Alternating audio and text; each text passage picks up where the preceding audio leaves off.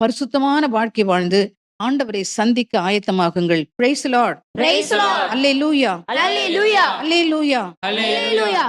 மத்தேயு நற்செய்தி 24ஆம் அதிகாரம் 12வது வசனத்தை வாசிக்க கேட்போம். நெறிகேடு பெருகுவதால் பலருடைய அன்பு தணிந்து போகும்.